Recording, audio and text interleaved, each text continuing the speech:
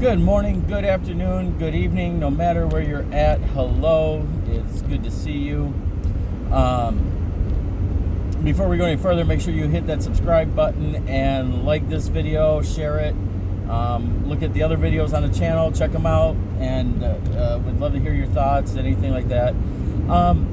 Today I want to talk to you about something very interesting, and this is something that's close to me. I have been in ministry for pretty much my whole entire adult life. I was even in leadership prior, did stuff way back. And, you know, I've done mostly missions work. And in missions, it's not necessarily just going to other countries. I started off doing youth ministry in Wisconsin. And there what we would do, I worked for Youth for Christ International, but I stayed here. And my job was to work with the unchurched in the communities, which is another form of missions, even though most people don't look at it. But think about it this way: if you're an Indian in India, you could still do missions work inside of India. So we did missions work here, and I did that for quite a few years. It also took me to South Africa. I was in South Africa for a couple of years altogether.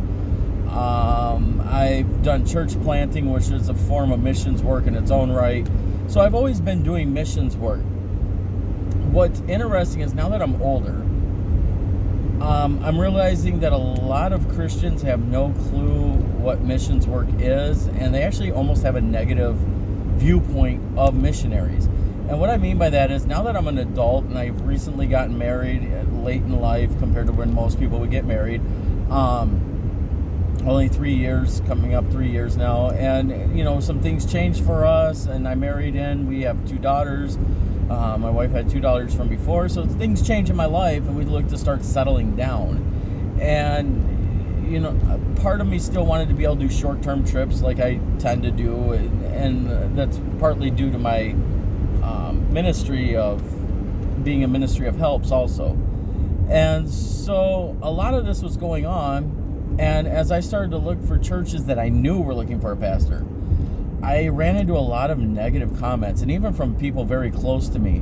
And these comments were things like, well, you don't know how to stay planted. You want to move all the time. You're always trying to go, and all this kind of stuff. And I don't think people realize the stuff missionaries go through. I mean, I've been in countries where my life was on the line. The police had photos of me to see if I was doing missions work. So they could arrest me, all these kinds of things. I mean, like, your life is on the line constantly. Every time you leave, you're gone for a time period, you come back, the world changes that you know. You know, one of the big things for me was I came back to my hometown and I ran a stoplight, because while I was gone, they put a stoplight up in a place there had never been a stoplight. And, you know, it's like, whoa, the world changed. And so much of that happens. You know, you have to be a very fluid person to do that life. If you need everything to stay the same, it's not a good life for you.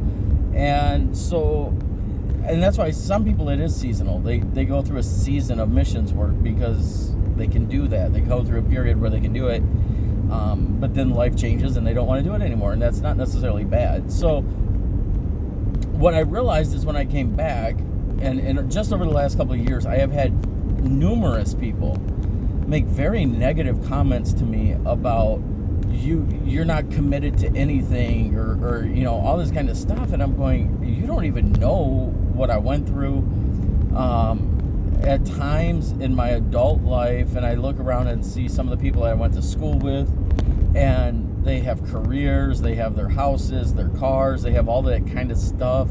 And I'm sitting here, you know, in my 30s trying to figure out how to start my life now, because I spent most of my time off traveling and doing this missions work and you know, give.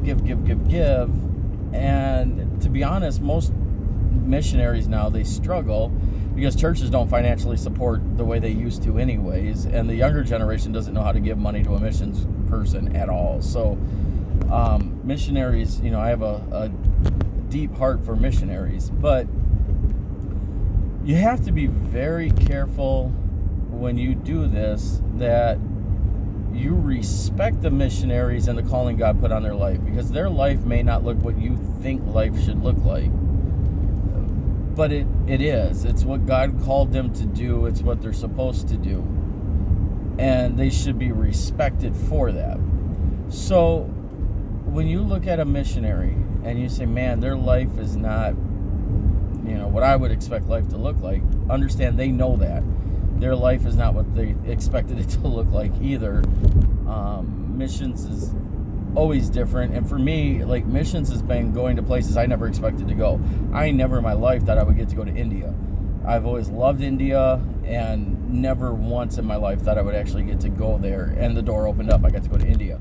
I've been to Indian reservations here in the United States. I've been to many of the states to do missions work. So it is very different. It's a different lifestyle, and we need to respect people. And we also need to understand that missionaries, because they see so many different things, they may have insight into stuff that we don't understand. And so there's certain times, there was a church looking for a pastor, and I said, be careful of this guy, and they don't listen. And it wasn't that I was telling them, I don't like this guy or whatever, anything like that. It was that I literally knew that this guy, through my experiences, that this guy wasn't a good fit. And, so missionaries have some insight into things, because I get to see how different churches work, how different pastors handle situations, things like that. So I guess my leaving point today is, if you look at the New Testament, all those guys were constantly traveling to new places. They were always going somewhere new. And we need to be careful that we don't have a negative judgment on missionaries because their life doesn't look like what we thought it should look like. So, with that being said, my point is, make sure you don't judge a missionary because their life doesn't look like what you thought it should look like, and honor them, because God has called them to do something that most of us wouldn't want to do. I mean, it's just, if most of us wanted to give up American lifestyle and go somewhere else, we would be there already, but we don't want to give that up. And so missionaries are already living a life that you and I probably wouldn't want to live, or things like that. So they need to be respected. They should be honored for their sacrifice. And when their time as a missionary is coming to an end, they should still be respected, and they should be honored for that, and not looked down upon because their life doesn't look like what we thought. So that would be my thing today. Please honor and respect missionaries. Give to them financially, especially right now with COVID. They are struggling, I guarantee you. So take care of them. Take care of yourselves, and we will talk later. Love you all. Bye-bye.